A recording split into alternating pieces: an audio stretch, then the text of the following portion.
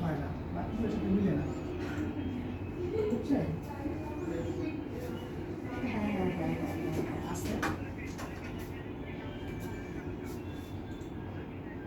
হুম হুম হুম।